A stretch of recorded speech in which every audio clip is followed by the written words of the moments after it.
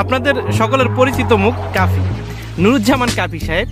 কাফি সাহেবকে নিয়ে সাম্প্রতিককালে খুব আপনার সমালোচনা হইতেছে এবং খুব আপত্তি তুলতেছে অনেক কন্টেন্ট ক্রিয়েটররা, তাকে নিয়ে প্রতিবাদ করতেছে।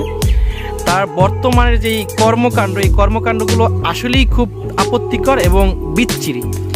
এই কাফিকে আমরা দেখতে চাইনি, আমরা কাফিকে অন্যভাবে চিনি। বর্তমানে যেই তার কর্মকাণ্ডগুলো বা তার চলাফেরার লাইফস্টাইল, এগুলো চেঞ্জ। তো এই জিনিসগুলো আমরা আসলে তার কাছ থেকে মাইনা নিতে পারতেছি না, অনেকেই মাইনা নিতে পারতেছে না। এই জন্য সবাই প্রতিবাদ করতেছে। মেয়েদের হাত ধরাধরি, কসলাকুসলি, তারপর মেয়েদেরকে নিয়ে ভিডিও বানানো বর্তমানে দিন দিন বাড়তেই আছে। বিশেষ করে তার প্রাক্তনকে নিয়ে তার যে ক্ষোভ, রাগ, এগুলো দিন দিন মানে এক ভিডিও একই কথা বারবার বলতেছে।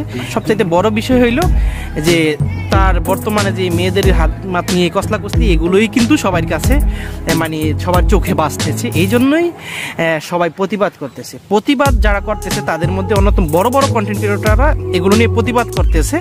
এর ভিতরে আপনারা অনেকেরই চিনবেন, বিশেষ করে শামীম আহমদ, এই যে মনা নামের, তো এরাও প্রতিবাদ করতেছে। তো এই প্রতিবাদগুলো দেখা সে আবার পাল্টা প্রতিবাদমূলক ভিডিও করতেছে।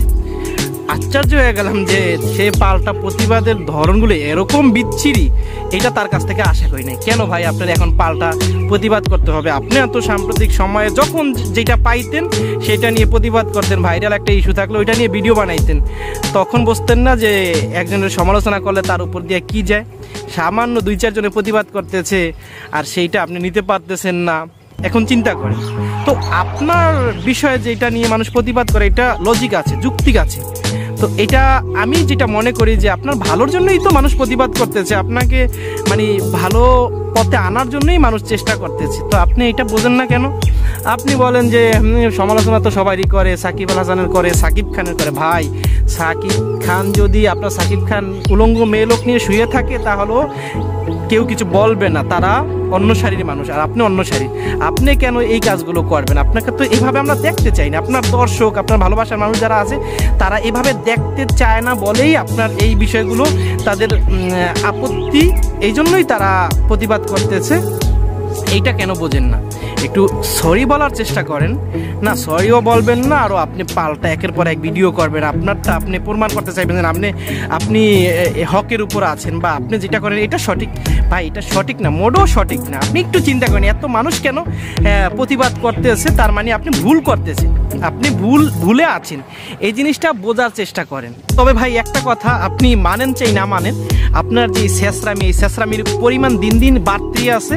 আপনি যদি এভাবেই শেষরামি কন্টিনিউ করেন তাহলে মানুষ আপনাকে বয়কট করবে, এটাই বাস্তব কথা। কারণ আপনার এই প্রাক্তনের কাহিনী এইটা শুনতে শুনতে মানুষ অতৃষ্ট।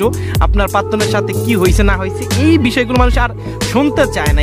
এখন আপনাকে সবাই বলে যে আপনি প্রাক্তন ব্যবসায়ী, ঠিক আছে। আর আরেকটা কথা হইলো যে আপনার এই যে মেয়েদেরকে নিয়ে বেশি মাখামাখি, কসলাকসলি, ভাই আপনি একজন সেলিব্রিটি মানুষ, আপনি কেন মেয়েদের হাত ধরে এরকম কসলাকসলি করবেন? ভাই, অন্য সেলিব্রিটিরা আছে যারা তাদের লেভেলের, যাদের কাজে এসে মেয়েদেরকে নিয়ে তাদেরকে সেইভাবেই তারা পরিচিত হয়েছে, পরিচিতি লাভ অর্জন করছে, এই জন্য তারা মেয়েদের সাথে গড়াগড়ি করলো, তাদেরকে নিয়ে কিছু বলবে না।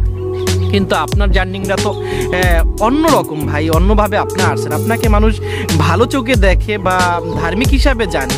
এরপরও যদি আপনি এইভাবে করেন তাহলে এইগুলো মানুষ মাইনা নিতে পারবে না। বিশেষ করে আপনি এর আগেও দেখছি মেয়েদেরকে নিয়ে একটু বেশি মাখামাখি করার কারণে আপনাকে অনেকেই বয়কট করছে, বয়কটের ডাক দিয়েছে। তারপর দেখছি আপনার যখন পেজের রিস্ক কমে গেছে, আপনি ক্ষমা চেয়েছেন, কান ধরে ক্ষমা চেয়েছেন। পরে আবার দেখলাম ভাই কিছুদিন যাইলে এখন আবার দেখতেছি যে আপনি আগের থেকে বেশি অনর্গল মেয়েদেরকে নিয়ে ভিডিও করেন, এইভাবে বইমেলায় মেয়েদের হাত নিয়ে কসলাকসলি করেন, ফুল দেন, তারপর আপনি মেয়েদের সাথে জড়াজড়ি করেন। এই জিনিসগুলো মানুষ দেখতে চায় না। আপনার ভালোবাসার মানুষই এই জিনিসগুলো আপনার কাছ থেকে আশা করে না আপনার ভালোর জন্য। ভাই, এগুলো কি আসলেই ভালো? আপনি একটু চিন্তা করেন। আপনি যতই বলেন যে কি হয়েছে না হয়েছে, ভাই এগুলো কি ভালো কাজ?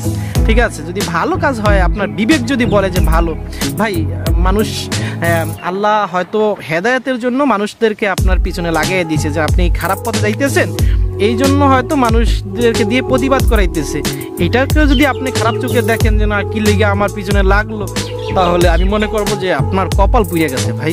তো ভাই আপনাকে যেটা পরামর্শ দেবো সেটা হলো ভাই, আপনি এইভাবে প্রতিবাদ না কইরা আপনি আল্লাহর কাছে শুকরিয়া আদায় করেন এবং মানে ভালোর দিকে যাওয়ার চেষ্টা করেন, যেটা আপনার কাছ থেকে আপনার দর্শকরা যেটা চায়, আপনার ভালোবাসার মানুষরা যেটা চায় সেইটার উপর আপনি অটল থাকেন। কারণ এই মানুষরাই আপনাকে সেই কোথার থেকে কোথায় নিয়ে আসছে, এইটাও আপনি একটু মাথায় রাখেন, ঠিক আছে?